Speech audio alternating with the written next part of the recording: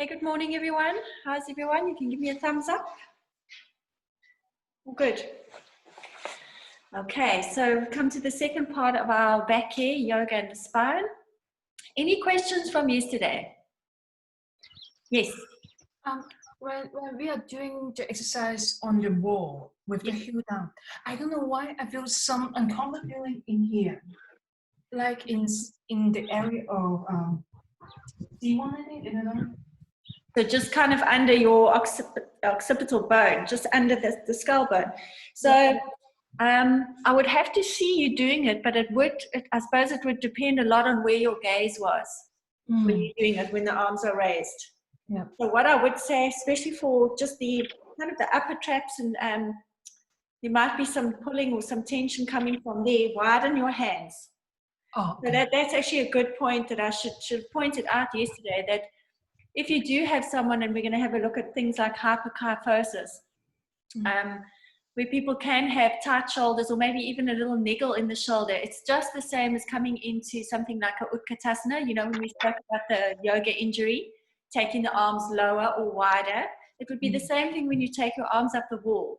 So if you are maybe feeling a little bit of a crunchy feeling or a little bit of pain, make sure that the gaze is forward and that you're not looking up at your hands. So the gaze is forward, and then I would try it by just taking the hands a little bit wider, and that might help. And because whenever I do this position, I lay my head down, like if I'm doing full wheel, I relax my head. I have similar feeling, like my head just can't just like go to here. I will feel very uncomfortable in this kind of feeling. So is it a pain? Have you got a pain there? No, it's uncomfortable. No. Yes, Wow. like I don't know how to explain it. I don't know how to describe it, but just, I don't know, it's just like my head is hanging there under my neck. I don't know why. I don't know why either. Maybe, I mean, have you, and do you have any pain in your upper traps and your shoulders, or is it literally just in your neck?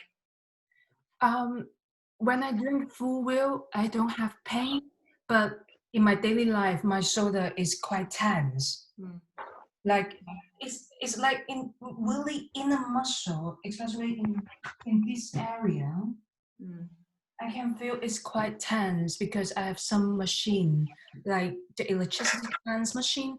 Those kind of stuff. Okay. All right. So maybe we can have a look at that. I can have a look at maybe neck strengthening muscles and also stretching that area. But maybe you and I can chat afterwards. Yeah. Thank you. All right. Good. And anything? So on the scoliosis, you know, difficult one to work with, but the basics of yesterday, just to kind of give you an idea and understanding of maybe being able to spot it, possibly. You know, if you've got someone in your class and their one shoulder is higher than the other, plus there's something else going on. Remember we said if a shoulder's higher or shoulders rolling forward doesn't necessarily mean it's scoliosis, but there are ways and means of, you know, could try that Adams test, even that might give you an accurate diagnosis. Besides, remember, we're not wanting to diagnose someone. I'd be very careful also with saying to someone, I think you've got scoliosis. It's a little bit of a, you know, people are, what's that? Why? And so if you had someone in your class that said they've got scoliosis, you might be able to have a look at the shoulders, the winging of the shoulder, just to see more or less where the curve was. And I think I've given you a little bit of information on that. So if you had a right thoracic curve, remember the right shoulder would be a little bit higher. You would have winging on the side of the curve. So that wing would be sticking out on the right side. So these together start giving you the ideas. And then maybe they do a forward fold and you see the prominence on the right side. So that's quite indicative of that. And then all you would really be able to work with is the curve is the right side, but you need to open the left side. So as basic as that, you know, and then just think of I showed you the modification of Trikonasana. So what you're wanting to do is open that side. So whenever they were in a pose, see how you could move the arms to try and open that up. And the same thing would go for the lumbar. Exactly the same thing, you would want to open up the concavity on the lumbar side. So that's kind of the real basics and the general of it. So more than that, I mean, you wouldn't really be able to do in a yoga class anyway. It's just being able to identify it and having one or two tips for the person. And always remember, you know, doing my courses, the one thing that always stood in my mind, that was, I remember Alison West saying, when in doubt, lengthen. So that kind of covers a lot of issues with the back. You know, that feeling, that kind of like crunchy, squashed up feeling you've been. I often feel, and maybe it's because I have back pain and I have issues, but I often feel like I want to be hanging somewhere upside down. That like hanging feeling of just stretching you out and giving, I mean, you know how great you feel. You wake up in the morning, you have a big stretch. There's something about that. So even in scoliosis, that's a good go-to, lengthen. So we did those hands up the wall. That would be that traction. It's just getting that. There's another one that's really helpful to get some kind of traction, and this would go for general lower back pain as well. Just need to get that feeling of just length in the spine. We call it kitchen sink pose. So if you had a banister or something, just check it first that you don't pull on it and land on your bum. So I've got a banister over here that I often hang on. So take my hands onto the bar, move back, and sit down as though Utkatasana, as though I was going to sit down onto a chair. So just be careful that you're not pulling the shoulders all the way out the socket. So kind of, you don't want to tear anything there. So just keep the shoulders into the socket. Sit back, lean back, and you can get a sense of how that would feel. So the knees are bent, the bum is back, and then you slowly come up, and then you might walk your feet a little bit closer, and then sink back again. And that gives you great traction. So that's good for anything really. Most of, you know, things like scoliosis, general back pain, little bit in herniation. We've just got to be careful, very mild traction for herniation. You don't want to start going mad, and we'll talk a little bit more about that. But just for general back pain, I would say when in doubt, lengthen. You know, so all those stretching, lengthening poses, child's pose, puppy pose, getting some good stretching in there. And the reason it's called kitchen sink is because you can do it at your kitchen sink. Can you imagine if you've got your kitchen sink, take your hands on either side of it, and then bend back. Because it's quite a nice width as well to have your hands in. I mean, if you were driving, if you had a long tour, you were driving from Joburg to Durban, and you felt that crunchy feeling in the back, and you just a little bit of stiffness, all you need to do is get out your car, roll the window down, put one hand on each side of your window in your car, and lean back into it. So there are many ways and means. You can find a lot of ways to do it. So use your kitchen sink, use your car window, whatever it is. Okay. So I think let's chat briefly about herniation. We spoke a little bit about it yesterday. It's got to do with the discs. So I'll just give you a very general overview. We said that the disc was like that jam donut. So you had the donut, and then inside you've got the jam, which is the nucleus. So here's that picture again of the disc. So you see the outside, the annulus fibrosus, and then you get the nucleus pulposus in the middle. So that's the structure. So we've got 23 of those in between the spine, makes up 25% of the length of the spine. And the discs we want to look after.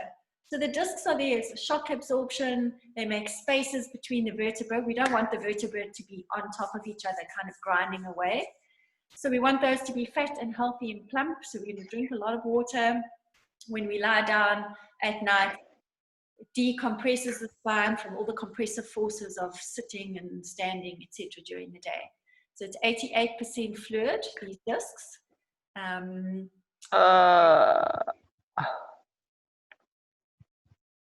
Who's that? Interesting. Okay, so the disc, what can happen is compressive forces. So remember we said the cervical spine doesn't have a lot of weight on it. It's just got the 45 kilos of the head. So it's very rare. It can happen, but it is a lot more rare to have a herniation in the cervical spine. Whereas in the lumbar spine, we've got all those compressive forces. So we're way more inclined to have a lumbar herniation. What will happen is you've got your jam donut and you get those compressive forces, and the jam eventually pokes through the hole if you squeeze it enough. It's the same analogy I say if you've got like a balloon sandwich. You've got a big balloon inside your sandwich and you squeeze down on it. Eventually, if you squeeze hard enough, the balloon is going to poke out of the side. You know when you squeeze a balloon and it gets a little bulge? So that's what can happen. And then when you release it, it comes back into the sandwich. So it doesn't stay out there normally.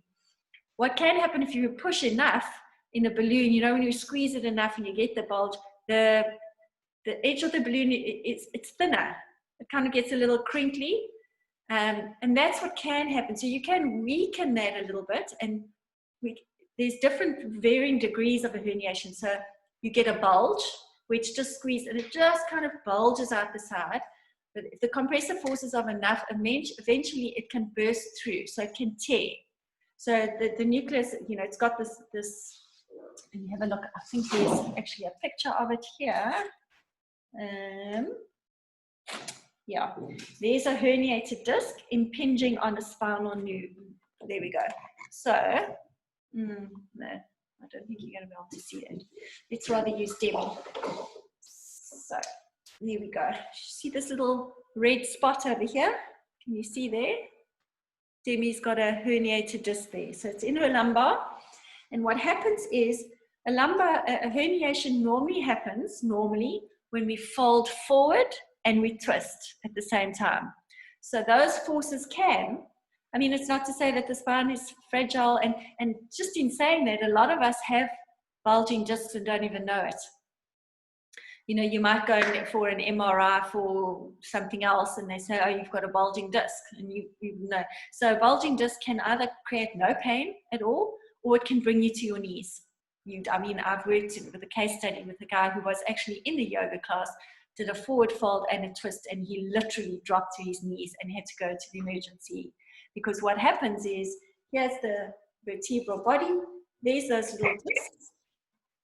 It happens mostly when we fold forward.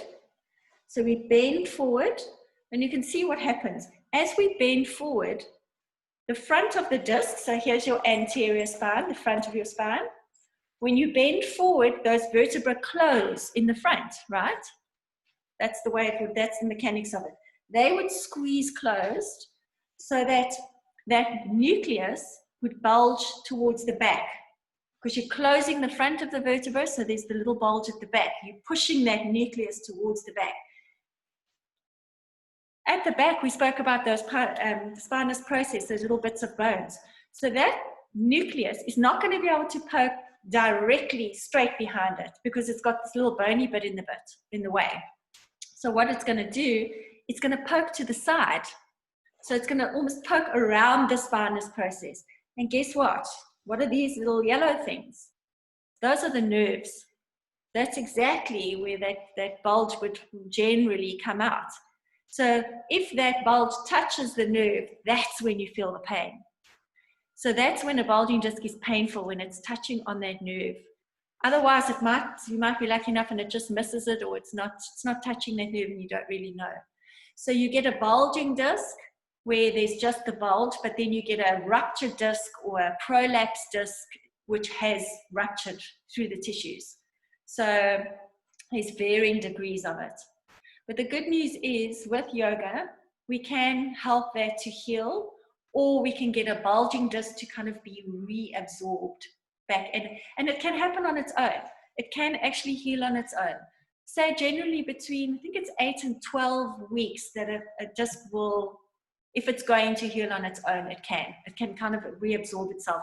We can give it a little bit of help with the yoga and the poses. Yeah, so normally the disc is posterior and laterally. So it's a posterior and lateral herniation, usually, in the lumbar spine. So it's lateral because it can't poke right directly behind it because of that spinous process. And then on that little root is where it generally causes that pain. So Nicola's got bad internet connection. Neon, makes you queasy, yes. Yes, and exactly, yoga can help the healing happen faster. So as I said, I wouldn't touch anyone with a herniated disc, and I specifically work with herniated discs, etc., post 6 weeks. I would wait until they've had 6 weeks after the herniation, and then start very slowly and very, very gently. And as we said, there's no reason that someone with a herniated disc after the 6 weeks needs to lie in bed all day, every day. It's not a good idea. You want to get those tissues around there oxygenated and moving, stretched and oxygenated for the healing. So I would not recommend working with someone with a herniated disc with this little bit of information that we get. But it's just 1 or 2. If someone has said to you they had a herniated disc a year ago, it's all good, I would still err on the side of caution with them and maybe give them the following tips. So what we want to do when we work with someone with a herniated disc is, and that's post 6 weeks, we want the inflammation to go down and some healing to start taking place. The number 1 rule for working with a herniated disc is neutral spine. So often we think neutral is, I prefer to say almost natural spine with its curves. Neutral in my mind sometimes makes me think flat. You want to neutralize it, you want to make it straight. We want to work with someone with keeping their spine absolutely neutral in its normal natural curves. A lordotic curve, a kyphotic curve. And we spoke, I think yesterday, we did mention there's 2 ways of forward folding. Number 1 is to hinge at the hips, pelvic flexion. The second one is spinal flexion, like we did with the Adams test. That's spinal flexion when you're rolling down through the spine. What we want to work with someone with a herniated disc is pelvic flexion. We don't want them to be rounding their spine. Remember, we had a look at the spine, and when it rounds, those vertebrae close again. We just want to keep them in neutral. So that means modifying certain things like Surya Namaskar. So the sun salutation would need to be modified because, and I'm just going to give you a little, if we think about it. So here I am. So this would be my knees are slightly soft, feet are hip distance apart, and if I wanted to fold forward, I'm going to hinge at the hips. So I'm keeping my spine in neutral. So that is your pelvic flexion. This, on the other hand, is your spinal flexion, which we don't want because then we're closing the front of the vertebra. So if I do Surya Namaskar, and I'm going to get it a little bit low so that you can see me. So I would modify it, so making sure that there's that pelvic flexion. But the problem is I need to get further down, so I would get someone to do their Surya Namaskar with the chair.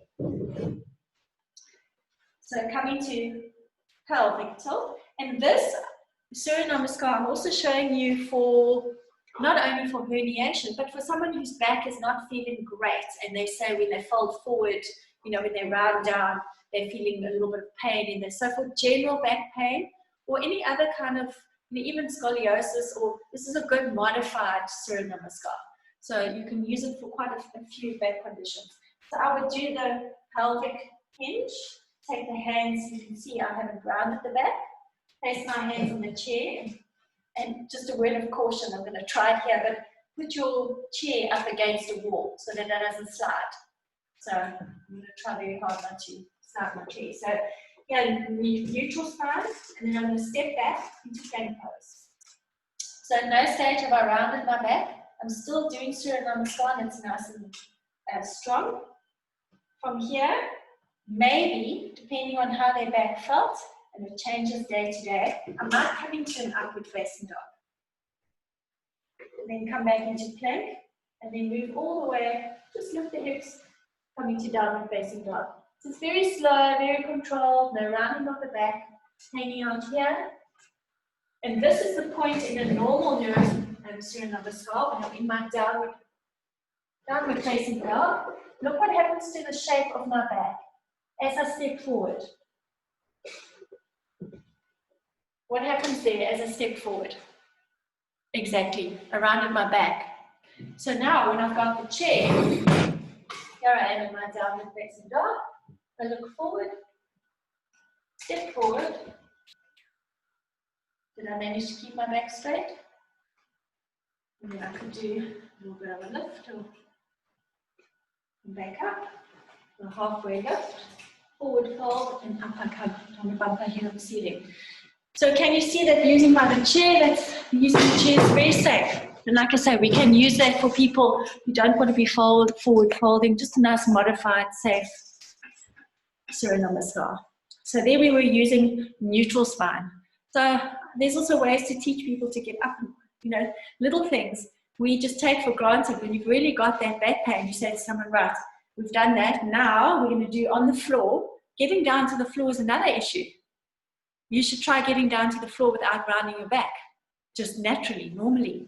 So we need to watch things like that. We need to be able to, I'm just going to show you very quickly, don't expect you to know, but there are ways.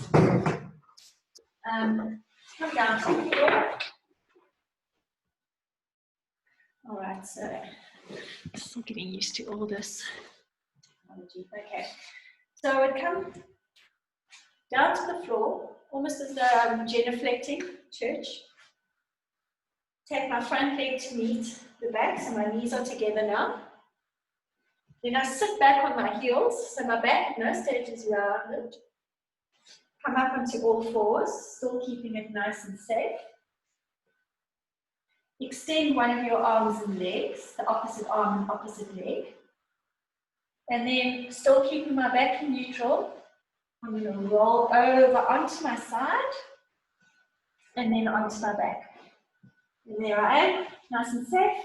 And then when I come up, I do exactly the same thing. Roll on my side, push myself up, come onto all fours, sit back on my heels, rise up on my knees, step forward with one leg, make sure I'm nice and steady, place my hands just above the knee, lean forward, so nice and steady, and then come to stand.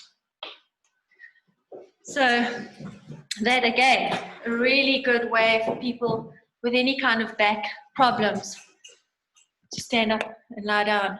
So who knew standing and sitting could be so complicated? But I actually believe in teaching that way of getting up and down for everybody. I've taught my mom and my dad, and sort of people that get older, heaven forbid you fall and can't get back up. And that's a very easy sort of way without putting too much strain in the back to get up and down. All right, so the very, very first thing for herniation, neutral spine. So if you can remember that, the folding forward, the getting up, and then we want to do exactly, we want to strengthen. We want to make sure that that back now stays nice and strong. We still want it to remain flexy, so we do all the things that we would do if someone had general back pain or scoliosis, and that is we do mild twisting, very mild twisting for herniation, because one of the things that did aggravate it was a twist. So eventually, down the line, I would do very mild twisting, traction. So we've spoken about traction. Arms up the wall, sliding your heels down, that's a good one, because then the back is in neutral. And remember I showed you Trikonasana yesterday, against the wall. That's a good one. So you want the person to be able to do yoga. You want them to be able to get strong and feel like they're doing yoga as well, but it needs to be modified. So you don't want any lateral flexion, because that's the same thing, because that little herniation is more than likely a posterior lateral. So you don't want to close the side of the vertebra either. So coming into Trikonasana, foot up the wall, arm up the wall, and now you can see both my sides are long and straight. Neck is in line with the spine, and then to come out, I come out very carefully. I lower my hand to my shoulder height, push through my hand, take the foot off the wall, parallel it first, and then just heel toe the feet together. So again, very slow, very controlled. And neutral spine, there's no bending there. So we take our poses and try and modify them, take out the bend out of it. A little bit of traction and a little bit of twisting, and eventually some more strengthening.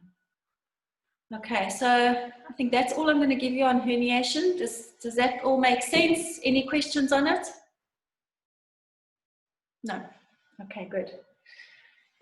Then we get things like hyperkyphosis.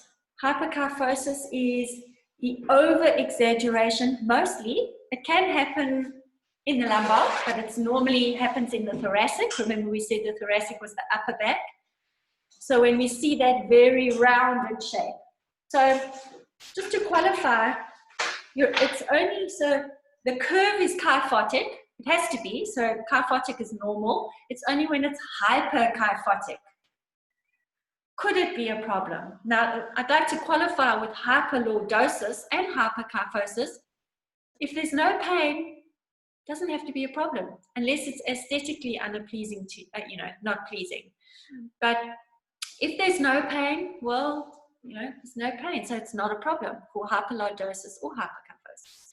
So if there is pain, we'd look at trying to deal with it. So it's qualified as hyperkyphosis so if you've got a little bit of rounding the shoulders, we've all got a tendency to slouch occasionally with the shoulders and the upper back, especially with, there's everyone sitting up again, these things, rounding computers, etc.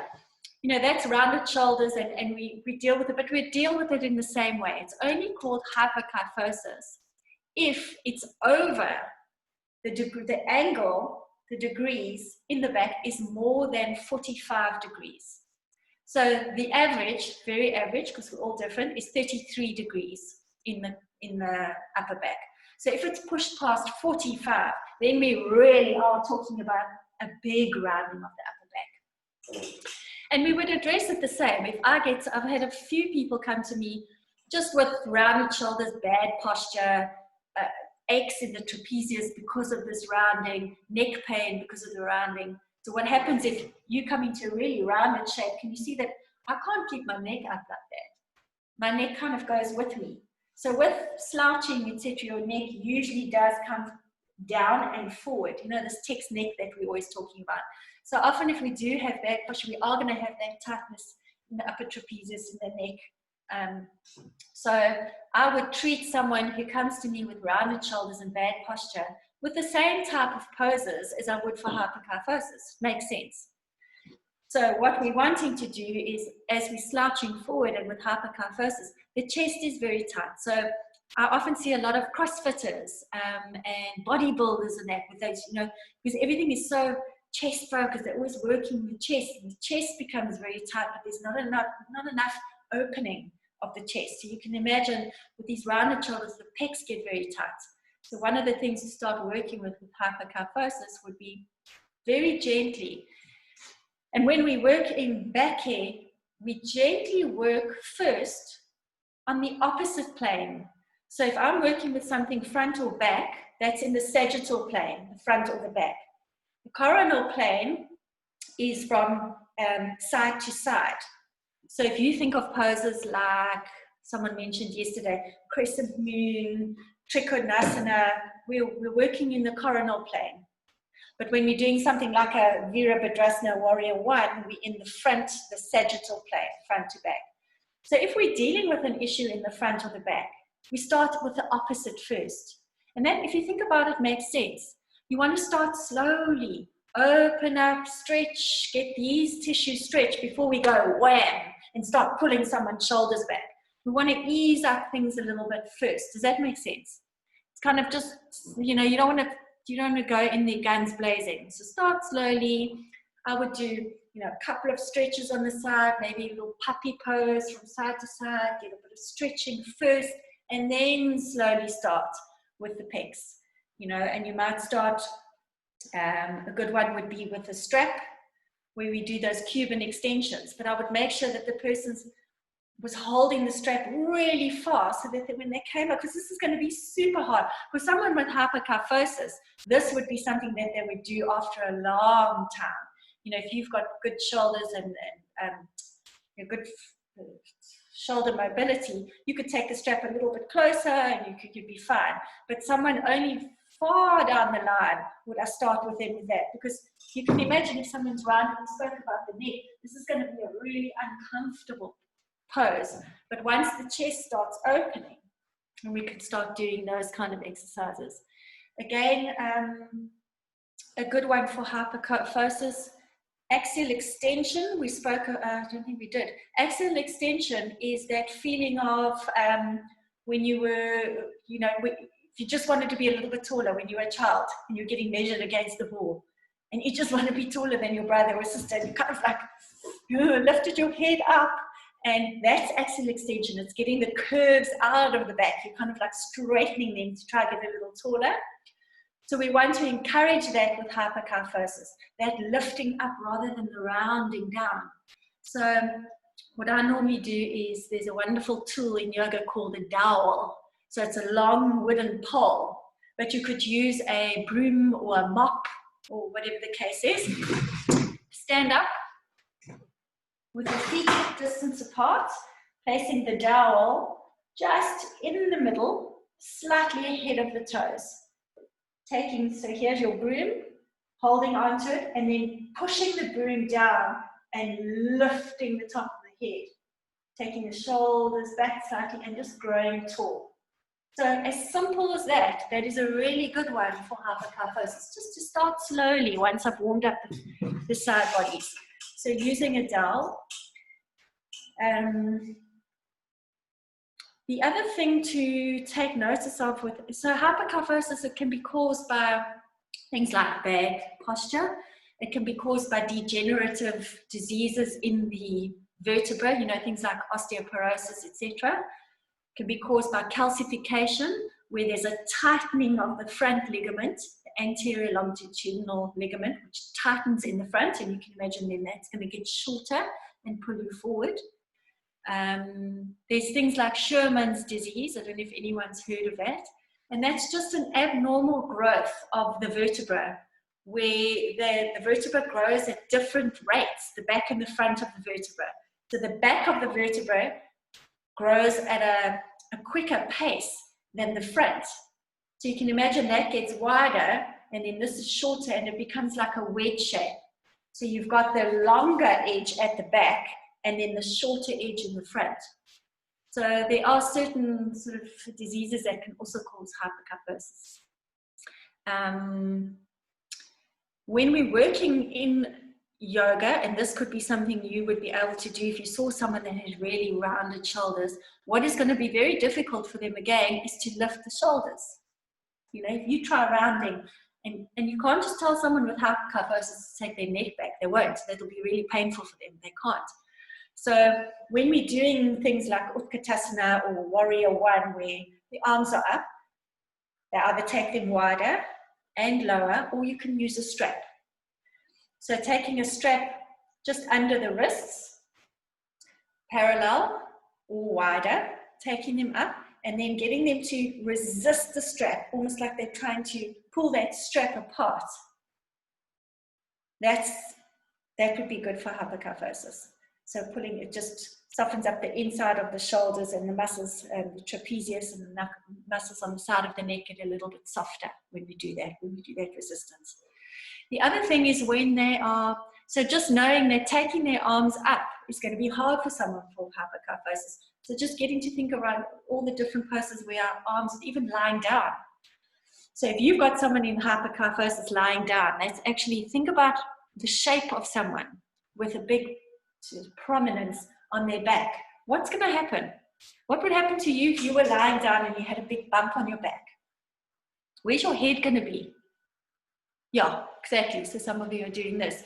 There's actually going to be, it's almost like a tortoise on the other way around, if you picture it. The head's almost going to be floating off the floor. So you need to be able to make that person feel a lot more comfortable. So I would put a bolster, blankets, or a block under the head.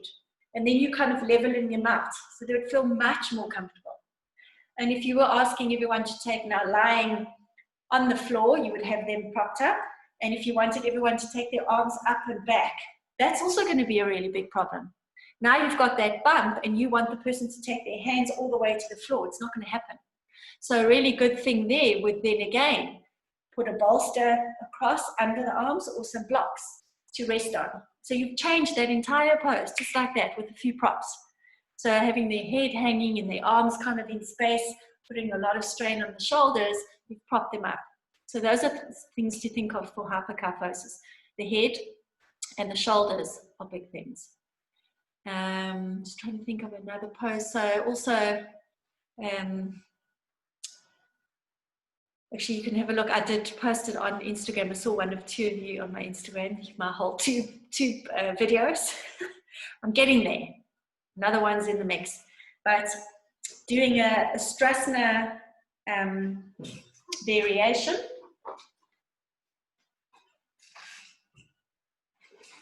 I'm taking my hands back. And this is after warming up the chest, etc.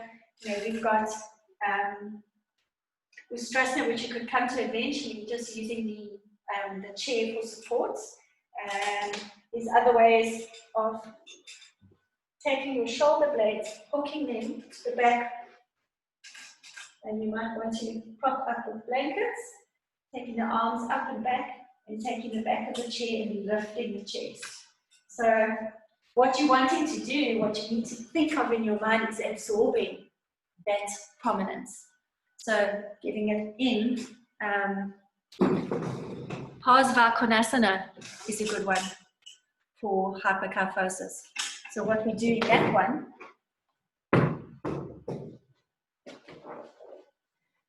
so I'm here and I'm wanting to get this prominence in. So again, like with the Trikonasana, when I was resisting, I would do the same thing. I would take the arm out, and instead of rounding like this, I would use that hand to absorb. And then possibly if you had ropes, you could be pulling on the rope. But taking the hand and just really stretching out those muscles and absorbing. So that's a little bit on hyperkyphosis. Rounding of the shoulders, you want to stretch out the chest. You know that one exercise that I know they used long ago, standing in a door frame and then putting the one foot in the door frame and leaning forward. It's a huge chest opener, but you have to go really slowly. So for shoulders and chest, leaning in and then change legs, lean into your door. Hyperkyphosis, hyperlordosis. Same thing, but in the lower, so the lower spine now, the lumbar spine. It's a lordotic curve, so we refer to it as lordosis. You've got lordosis, you need to have lordosis. That's a good thing. Hyperlordosis, again, is only a problem if it's painful. Sometimes, and hyperlordosis can sometimes be a little bit tricky. You know, you look at someone's back in Tadasana and they're overarching. So hyperlordosis looks like this. Really, I can't do it very well, but overarching of the lower back. So sometimes you might look at someone and it looks like they've got hyperlordosis, but they might not. Because what can happen is, remember we spoke about those spinous processes? So there's little bones that stick out at the back. They could be super, super short, which means that it's going to look like someone's got hyperlordosis. Because their back is going to come, or they might, you know, they might have, so you can imagine that would bend. Oh, wait, I can't get this. I need to bend her the right way. So bending like that just might mean that the curve looks bigger, but in fact it's not, because the spinous processes are shorter. Does that make sense? So, you know, unless someone says, I've got really bad lower back pain and a few other things which indicate to hyperlordosis, and there are things like we look at ab strength. So generally it's said that with hyperlordosis you might have weak muscle tone in the abs. Can be caused by pregnancy, overweight, you know, if you've got this, so posture, also by low or weak muscle tone in the hip extensors. The hip extensors are the ones that take the hip back, so that's the glutes and the hamstrings, and the abdominals having weak muscle tone, and possibly tight hip flexors. So there's a few things that would all start adding up if you were looking for hyperlordosis. Things to do for someone that's just very, very general with hyperlordosis, you could take, for instance, if they're lying in Shavasana. So if they had hyperlordosis, you might be able to see, I know for me, I can slip my hand under that arch in my back when I'm in Shavasana. So it doesn't necessarily mean I've got hyperlordosis, but if you could put a whole sort of fist and a bit underneath. And what I would do with the student there is take a washcloth or a little towel, roll it up. And then this is the interesting thing, we spoke a little bit about the padding yesterday with scoliosis. I would take that and I would slip it underneath. Remember, bed for the bridge? Just allow the back maybe to be able to soften a little bit on there, to relax, to release those muscles a bit. So we're filling up the space there. So that's the one thing we could do. But the other, just to get a little bit of decompression in that area. The other thing we could do is get them to lie up the wall. Well, we could still do that with the knees bent. We could use the washcloth there. But this time, instead of it filling the gap, we could take it a little bit lower. So if you think of yourself lying on the back, there's that arch which you could fill up. But then you could take that washcloth underneath, sort of just, not quite where the sit bones are, but that it would tilt you into posterior tilt. Can you sort of picture that if you took that washcloth lower, it's going to tilt you the other way? So we could get somebody doing that with legs up the wall. So get them all the way up to the wall, put their legs up the wall, roll the washcloth, and then take it not in the lumbar arch, but further down, closer to the wall, and then it will tilt. So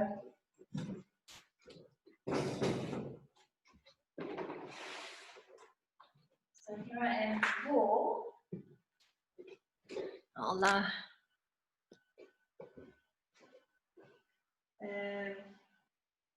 you won't be able to see that. That'll be difficult. Anyway, so if I'm lying here with my legs up the wall, pretend that's the wall. So there's the lumbar arch. And if I lift it up and took my washcloth a little bit further down, it's going to take my back from that to this. It's going to lift me up in that way. So I come into a little bit of a posterior tilt. So we could work on that. And then you would want to work on other things like have a look at, are they weak abdominal muscles? What is happening with the hip flexors? So look at those different areas and then use your yoga poses to increase strength there as well. Okay, any questions on that? Hyperlordosis, hyperkyphosis. See, it's quite nice to do when you have a sore back. Which one is that? Suriname-Scar, Cassia? Or? No, when you roll the cloth up and you put it sort of low down, almost at the, it really is the sacrum area. Yeah. It sort of like helps to ease out the lower back, and you, as you say, your tension just sort of flows away. Yep. So I really like that bed for the bridge.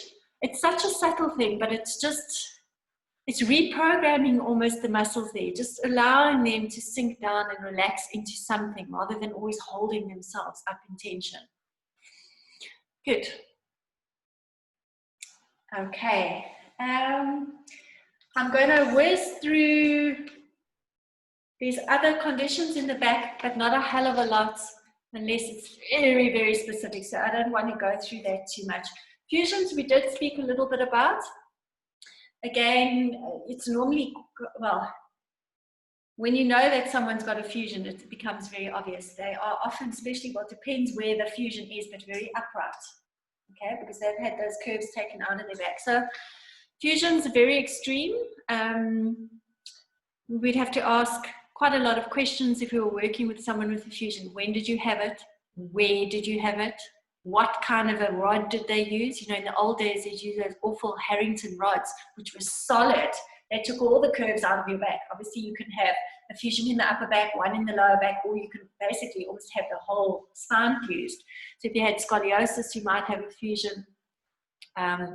So depending on where the fusion is, you would have to work with them in that specific way. But things like even a Virabhadrasana 1, where we're so used to having just a slight little, you know, bend in the back, they can't do that. So they might have to just bend slightly forward, you know, rather than coming back if the rod was in the way.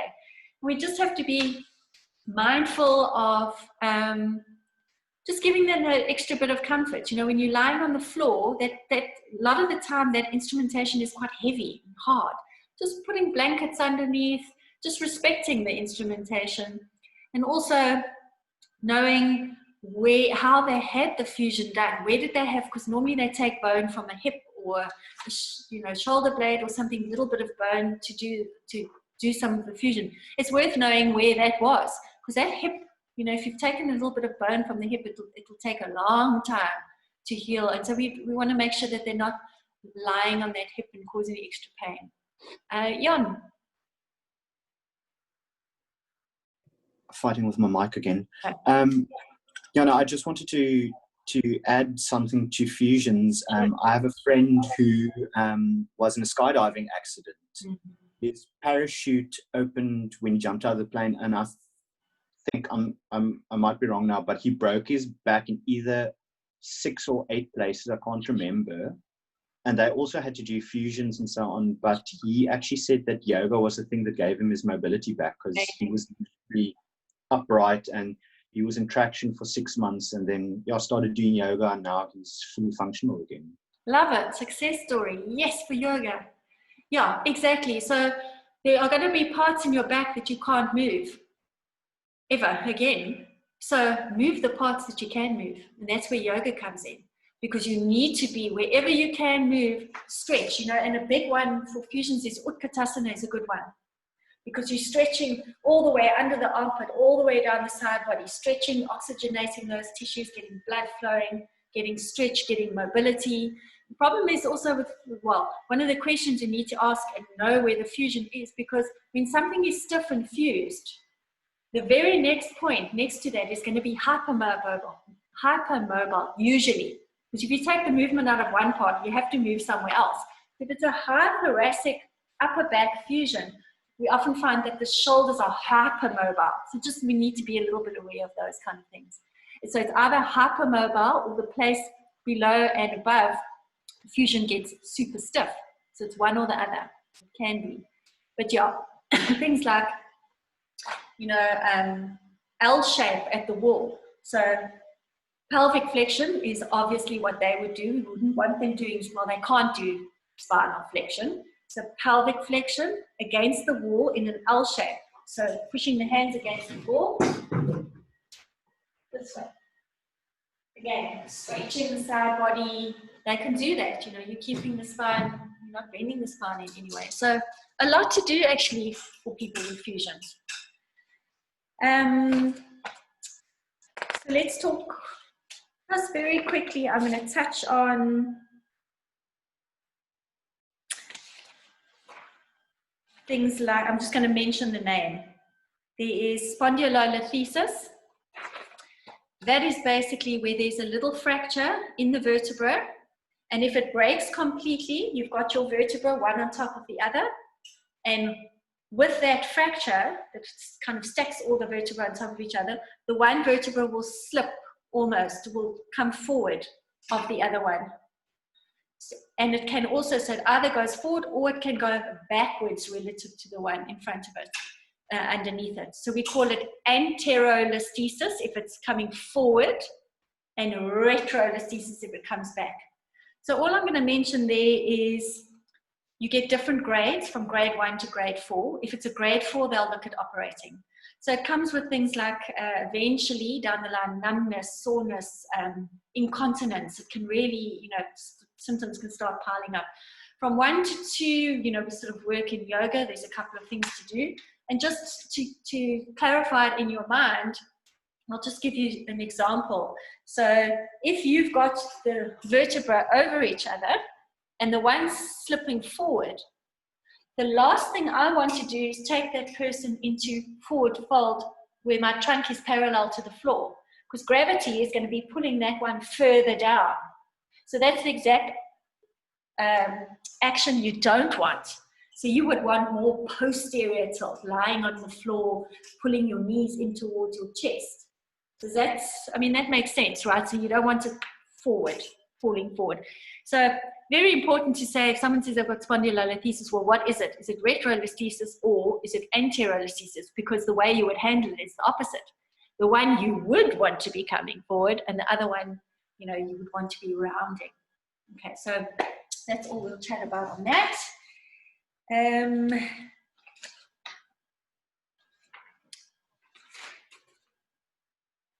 And we get things like sacralization, lumbarization, where there's fusion either of So lumbarization is when the,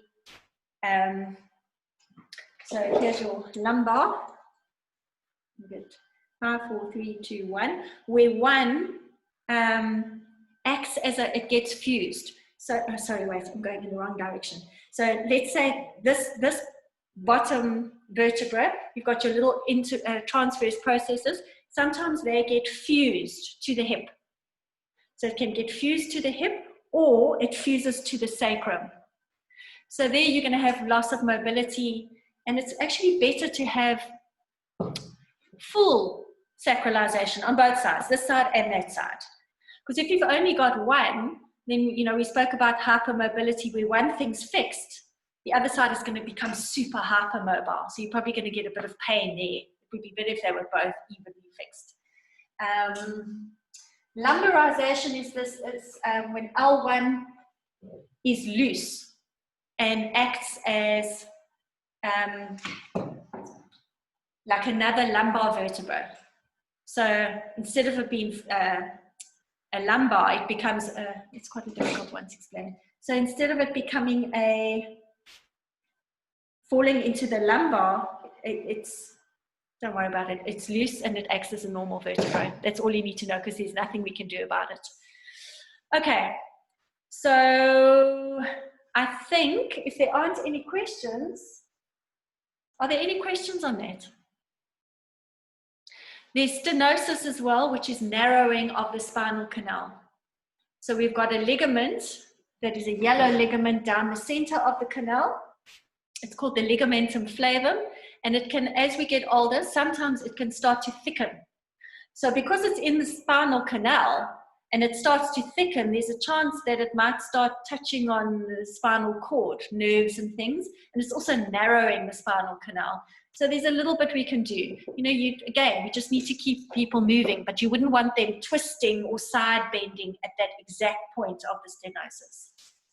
All right, I think we're going to move. If there's no more questions, my dad hurt his back.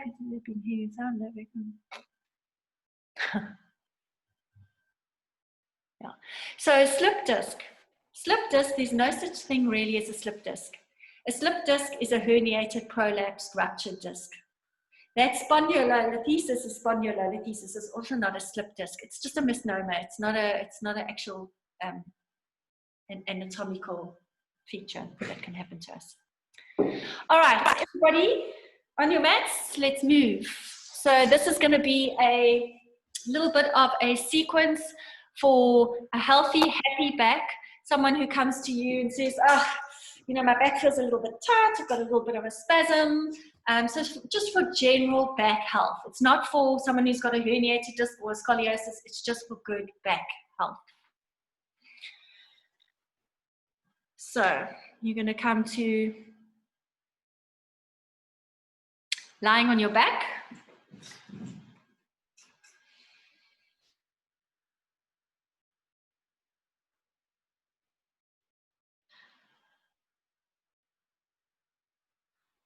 So lying in a Shavasana shape, straightening out the legs. Just feeling the curves of the back for a moment. So thinking about the spine, getting a visual picture of it, where it touches the mat, where there's a gap.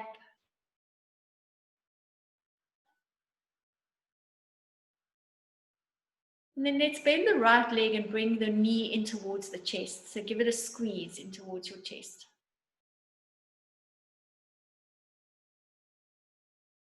And then take a deep inhale through the nose. And as you exhale, lift the head and the upper back off the floor and bring your forehead towards your knee. So curl into the spine, get a nice roundness there, good. Inhale, release. Head to the mat, and as you exhale, round up again. Forehead towards your knee. And release. Let's release the knee and let's change sides. Do that on the other side. Bring the knee in towards the chest. Inhale. And as you exhale, forehead up to the knee. Exhale. Inhale, sorry. Inhale, coming down. Then last one, exhale to round.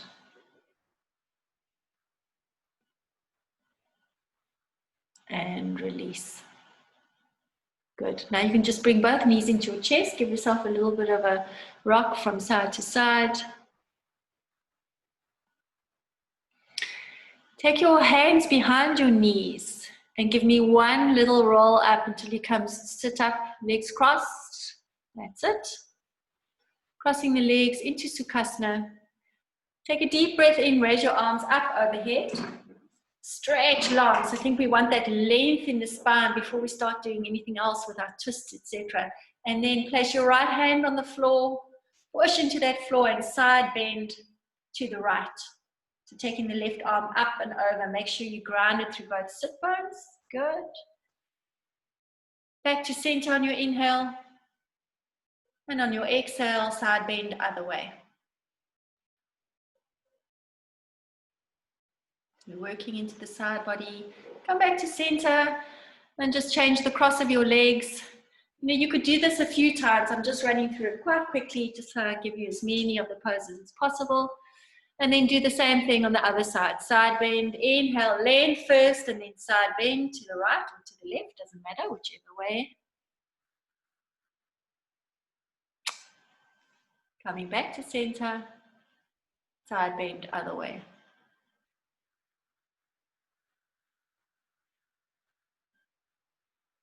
Back to center. Good. And rolling over onto your knees, come onto all fours. Stacking wrists under shoulders, knees under hips.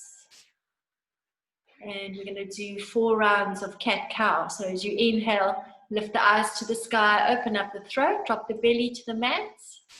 And on your exhale, push your way through the floor, round the back, navel to spine, drop chin to chest. And then give me 2 more of those. That's it. Looking up, inhale. Exhale to round. And 1 more. Inhale. And exhale to round. Good. Now we're going to reverse that a little bit. So as you inhale, bring your chin up, so look up on the inhale and take your sit bones all the way back to your heels, but keep the gaze up, so the chin is lifted. You're looking up, that's it. Sit bones to heels. And now as you roll forward, round the back through that inhale, drop chin to chest and take the shoulders sort of in line with the fingertips or just past, and start to lower the hips in the direction of the mat, so you're straightening out the legs. Almost like a little bit of an up dog, but the knees are still on the floor. Good. Inhale again. Lift the chest, sit bones to the heels. Exhale to round. Chin to chest. Straighten out the legs. Bring the hips in the direction of the mat. Good. Let's do 1 more of those. Look up, keep the chin up, send the sit bones back. Quite a counterintuitive feeling, this one. And then round forward, chin to chest, legs are straight, hips towards the floor. Good. Now I'll keep the chin in towards the chest, send the sit bones back. And as you do that, draw the crown of your head as close to the floor as you can. Maybe you can get your head on the floor. Sit back, that's it. Keep the hands where they are, so you're getting that long stretch in the spine. And now reverse it. So inhale, rounding through, that's it. Lift up the chin, and this time bend your knees and bring your heels close to your bum, if that feels good in the back. So straighten out a little bit more, that's it. Heels towards the bum, good. You got it. And then send the some of you are differently. Okay, send the sit bones back, tuck the chin in, top of the head, all the way down to the floor. Sit bones back. And then rounding forward, lift up the chin, lower the hips and lift. That's it. You're looking great. Heels to bum. Good. All right. And then come back to neutral spine. So that's also a little bit of nerve flossing, which is always good for the back. All right. So let's here coming to neutral spine. Straighten out the right leg, but keep the toes on the floor. That's it. Now straighten out that left arm in front of you. Get your upper arm in line with your ear and make a fist with the hand. And you're going to feel a little bit of activation there in the upper back. Now slowly, get that sense of keeping the hips level. You know how they feel when the toes are on the floor. Now start to lift that back leg and flex the back foot. Get the sensation that someone's pulling you from your heel and your knuckles in different directions. Activate your front body. Make it nice and tight. Lift the belly up. Really good for core strength and strengthening the back. Slowly release. Same thing on the other side. Extend the left leg first. Keep the toes on the floor. Feel how that's level in the hips. Lengthen the right arm. Make a fist and lift that back leg. Send that hamstring up towards the sky. Watch the lower belly. Keep the front nice and stiff. Good. And slowly lower. Now sit back on your heels. So those you could do at least 3-4 times. They're quite tiring. It's quite a simple looking pose, but it really is strengthening. There you could get the person to have their foot on the wall to start with if they're not that strong. All right, so sitting back on your heels, open the knees like in a child's pose kind of action. Okay, now reach up, arms up. And as you exhale, lengthen the hands out in front of you, so coming to a child's pose. Just for a moment, we're just passing through. Now bring the hands under the shoulders, push through the hands as you rise up onto all fours. Lift the gaze, inhale, look up, so you come into your little cow. Inhale. On your exhale, spread your fingers, tuck your toes, lift the sit bones up into downward facing dog.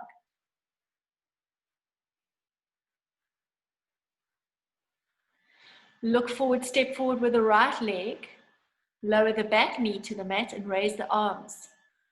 Reach up out of the back like someone's got you under your armpits. That's it. And then take the palms together. Imagine you've got one of those big exercise balls behind you. Lift up and slight back bend. Good.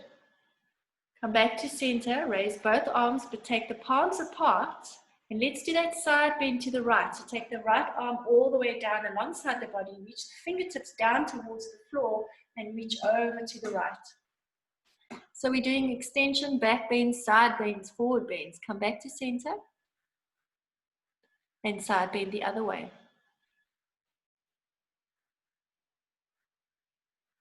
Good. Raise the arms up, center.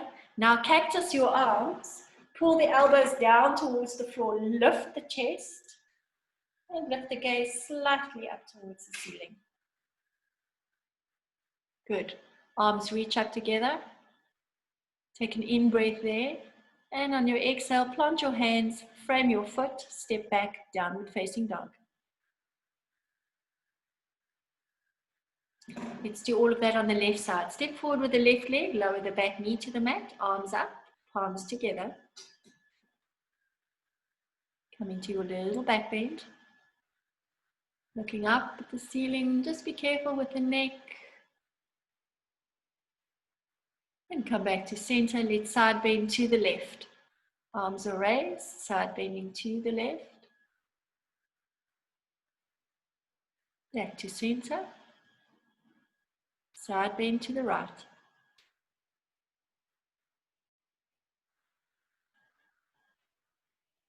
Back to center. Now let's come into cactus arms. Cactus your arms, lift your chest. Back bend. Good, raise the arms. Take a big breath in. Exhale the hands to the mat, stepping back. Downward facing dog. Lower the knees to the mat, make them nice and wide, coming to a passing child's pose. Sit back on your heels, stretch the arms long in front of you. Take an in-breath here.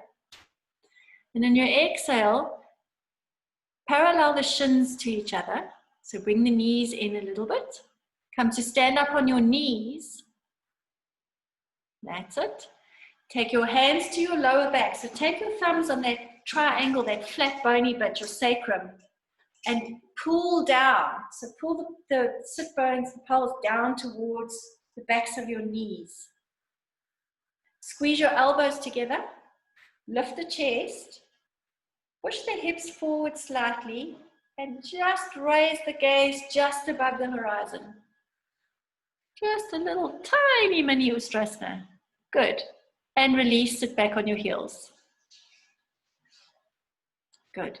Inhale the arms up, open the knees, child's pose. Inhale. Exhale, forward fold, child's pose. Inhale, come to all fours, look up, inhale. Exhale, tuck the toes, downward facing dog.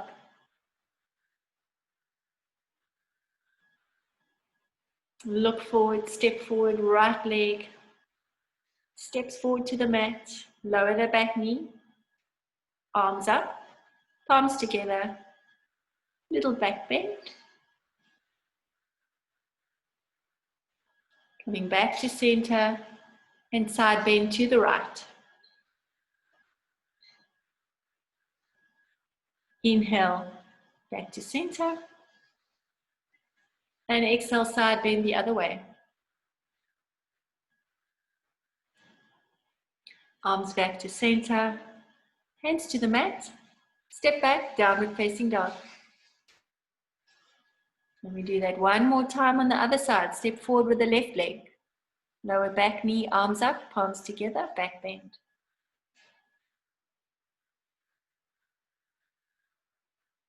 Open the hands, come to your side bend to the left.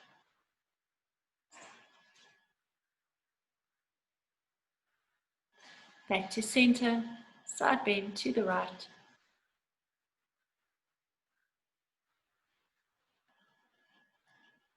Back to center to cactus arms into your back bend. Good. Lower the hands to the mat, step back, down dog. Knees to the mat, child's pose, passing through. Come to stand up on your knees, place your hands at your lower back. Squeeze your elbows together, and this time you're going to give a little bit more of a back bend so you can raise the eyes up towards the ceiling, pushing the hips forward, opening the chest, lifting out of the lower back. And release. Coming onto all fours, we're just going to do 2 more poses. Come to all fours. And then shift the shoulders forward over the fingertips. We're going to come to lie down on the floor. So bring the chest all the way down to the floor. Squeeze your arms together, the elbows together. Good. Place your hands one on top of the other in your lower back, the curve of the lower back. So stack your hands one on top of the other. Good. Slowly start to peel the chest up. Squeeze the shoulders together. And then lift the feet, lift the knees. And here, think about length, not only height. So make yourself nice and long. Reach the crown of your head forward. Hold for 2 more breaths. And slowly release. Good. You could do that a couple of times. Release the hands. Take the elbows under the knees. Sphinx pose. So forearms are flat on the floor. Spread your fingers. Stack your elbows under your shoulders. Take the feet nice and wide on your mat. And then begin to slide your hands towards you so that your upper chest comes sliding through your upper arms. So that you should be feeling a nice sort of traction, lengthening in the lower back. Good. And release. All right, we've run out of time, so I want everybody to roll over. Unconventional way of getting from your stomach to your back, but let's end off. So coming to lie on your back, just bring your knees in towards your chest, make yourself into a little ball again. So from extension, going into a little bit of flexion in the back, really get the knees nice and close to your face. And then extend your legs nice and long, take the arms up and overhead. Give yourself a big stretch and notice what's happening into your back there as you take the arms up and over. You've got a little arch in the back there. And then release. Take your arms alongside your body. Find your Shavasana shape. And here you could always get something to put under your knees, a bolster or some cushions.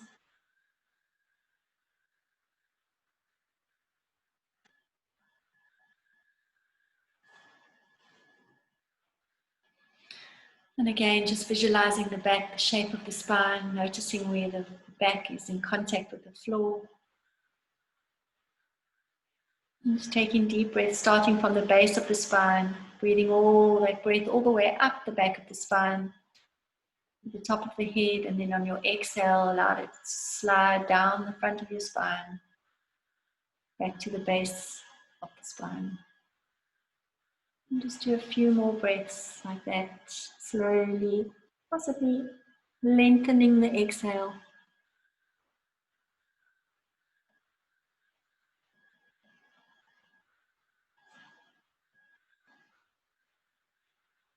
And whoever wants to stay in their Shavasana for as long as you like, carry on. Otherwise, you're going to wiggle your fingers and your toes a little bit.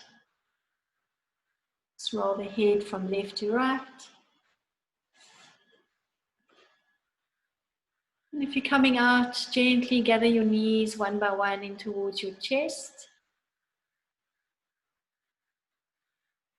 Rolling over onto your right side. And slowly come to sit up with the legs crossed. Eyes closed, hands resting on the knees. Take a full breath in through the nose. And exhale with a sigh through the mouth. Bring your hands together at your chest, to your heart. And let's think of our 3 top things that we're grateful for today.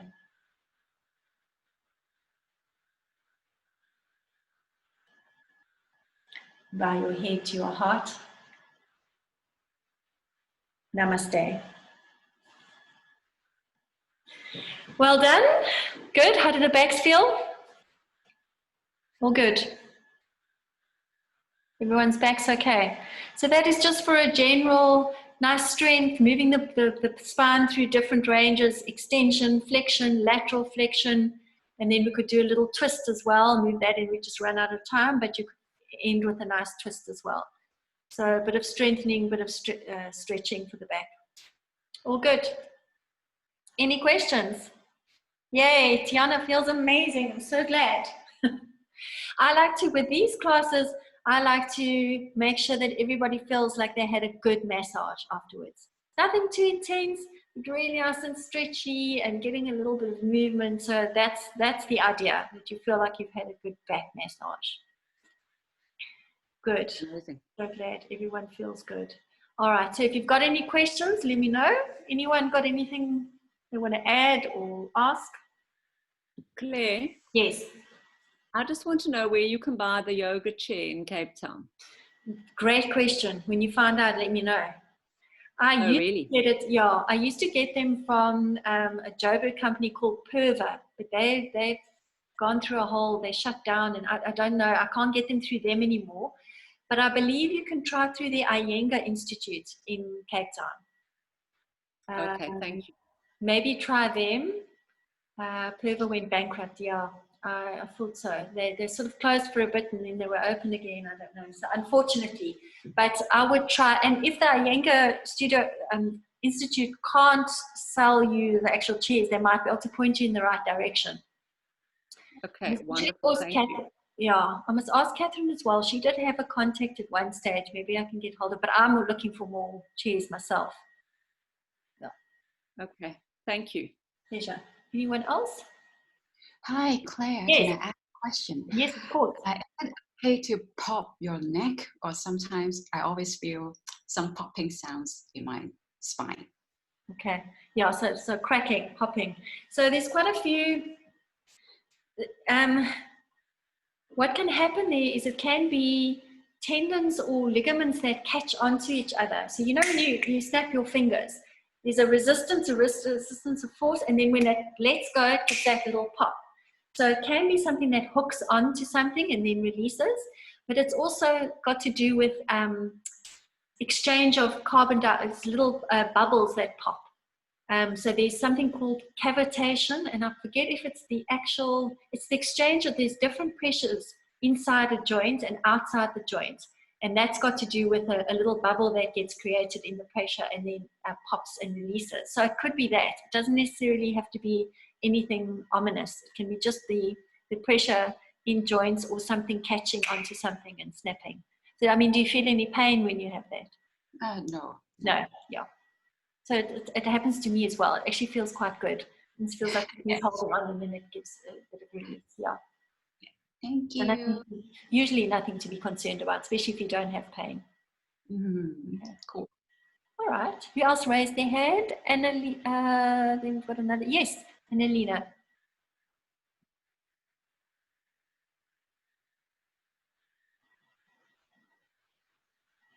You got a question there?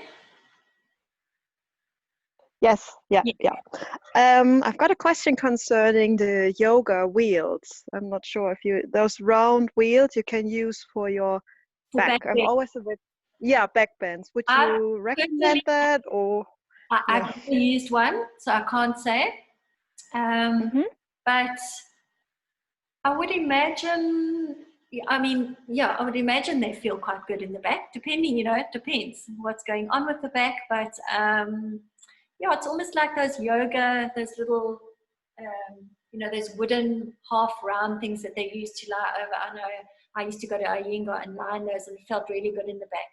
So getting a little bit of a passive bend in the back is a good thing. It feels good for me. So I've never used one of those myself. But there's a lot of things you could do with it, actually. No. Yeah. Anyone else Thanks. use those wheels? I know they've got them in some classes, but I've never used one. Have you, Jan? How did you feel? Good. I swear by it. It's great for shoulder stands to put on your upper back just to stabilize a little bit. Okay. But also for fish, anything, chest opener and stuff like that, it feels absolutely amazing. I just hear my entire back go click, click, click, click, click, click while I use it. Right. Maybe I must get myself one of those. Sounds good. Sportsman's Warehouse have them on special at the moment for $2.99, I think. Okay. It would be good to use, often I lie on a bolster, so it would be sort of the equivalent of that if you were doing this class that we did now. You might want to, although it's not a gradual, it's what I'm picturing, it's quite a big curve, but you could use it to open, as you say, open the chest. Yeah. Annalena, is that your old hand up, or is that a new question? That's my old hand. It's your old hand. Okay. And Wendy's also got a wheel. Great. I was looking to that. Okay, if that's it, you are free to go, and then I see you for Hatha Yoga. Okay. Enjoy your day. See you soon. Thanks so much, Claire. It was a great Thanks, class. Claire. You're welcome. Thank you, Claire.